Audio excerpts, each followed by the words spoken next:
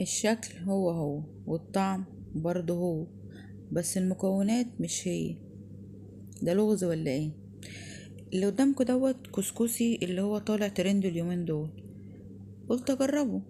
شايفين شكله نفس شكل الكسكسي بالظبط، يمكن شكل بس، الطعم كمان نفس طعم الكسكسي بالظبط. تعالوا بقى اقول لكم عملت الكسكسي ده ازاي، واقول لكم كمان الناس اللي بيعجن منها الكسكسي بيعجن منها ليه. يلا بينا نشوف الطريقة والمقادير. السلام عليكم ورحمة الله وبركاته، ازيكم عاملين ايه؟ يا رب تكونوا بخير. ان الله وملائكته يصلون على النبي يا ايها الذين امنوا صلوا عليه وسلموا تسليما. اللهم صل وسلم وبارك على سيدنا محمد وعلى اله وصحبه وسلم. اول حاجة هنجيب مع بعض طاسة تكون ما بتلزقش، هنحط فيها معلقة سمنة ومكعبين 3 كده من الزبدة. لو عايز سمنة بس ماشي او زبدة بس ماشي. هبدأ أسيح معايا كده الزبدة، وهنزل عليهم بالمكون اللي هو هنعمل منه الكسكسي اللي انتوا هتستغربوله. اللي هو المكون هننزل عليه بسميد اللي هو سميد البسبوسة. انا هجرب كوباية، قلت اجرب كوباية اشوفه هيبقى حلو ولا لا. نزلت بكوباية من سميد البسبوسة اللي هو السايب، اللي هو مش مضاف عليه ولا جوز الهند ولا اي حاجة، مش اكياس بسبوسة، لا، سميد بس. هبدأ أقلب السميد بتاعي في السمنة بتاعتي والزبدة لحد ما تشربوا كده مع بعض.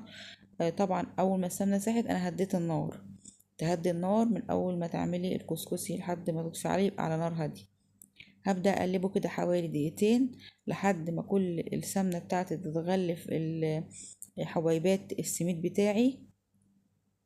وبعدين ننزل عليه بكوباية مية. انا حطيت كوباية سميد، احط كوباية مية. عملت كوبايتين سميد يبقى كوبايتين مية. اي كوباية يعني قبالها كوباية كمان مية.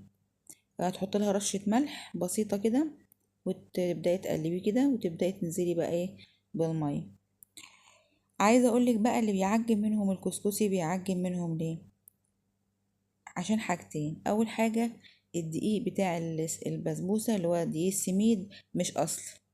مش اصلي يعني ايه؟ يعني في نسبة دقيق عادية. يعني انا جبت قبل كده دقيق بسبوسة سايب، كان في نسبة دقيق من العادي بتاعنا. عملت بيه البسبوسة لقيت البسبوسة آه فيها يعني عاملة زي الكيكة كده، دقيق وباين اصلا البودرة بتاعته. يعني دقيق السميد تيجي تشوفيه تلاقيه عامل بودرة بيضة، حط ايدك في قلبه وطلعي ايدك، ايدك بقت فيها دقيق ابيض، اعرفي ان دوت مش اصلي. لو حطيتيه وخرجتيه ايدك ما مسكش فيها حاجة وايدك ما عملتش دقيق ابيض زي الدقيق والنشا كده، يبقى ده اصلي. دي اول حاجة. طيب تاني حاجة برضو كان بيعجن ليه؟ من السمنة. ممكن كمية السمنة اللي انت حطيتيها كمية قليلة، فيبقى نشوف بقى الحاجتين دول السمنة والدقيق ان هو يكون اصلي. هبدأ اقلب زي ما انتوا شايفين كده، بقلب في الدقيق بتاعي لحد ما المية تتشرب، برضو على نار هادية. لحد ما المية كلها تتشرب. وبالراحة كده تحاولي ما تشيليش ايدك منه عشان ما يعجنش، يبقى المية كلها اتوزعت عليه بالتساوي وكله المية تشربه ويستوي كله سوا كامل. مش هياخد منك 10 دقايق، عايزة اقولك اقل من 10 دقايق يطلع معاكي. اللي الناس اللي بتقول ان هو خد تلت ساعة واكتر، ده عشان الدقيق عجن منهم، فهو تقريبا كل ما بيقلبه مش راضي يفرفط منك لان اصلا عليه دقيق زي ما انا بقولك. فانت قبل ما تعملي وقبل ما تحط عليه السمنه وقبل ما تحط عليه اي حاجه، اتاكدي من نوع الدقيق بالسميد بتاعك عشان ما خساره تحط عليه سمنه او حاجه وترجعي ترميه في الاخر. كده قلبته كده بقى، شفتوا بدأ يستوي معايا وبدأ يفرفط اكتر من الاول ازاي. كل ما الميه بتاعتي خلاص تتبخر وحبايبات السميد بتاعي تشربها وتستوي، بينفش معاكي ويديكي كمية أكبر، وبيديكي فرفطة زيادة في الشكل زي الكسكسي نفس شكل الكسكسي اللي احنا بنعمله العادي.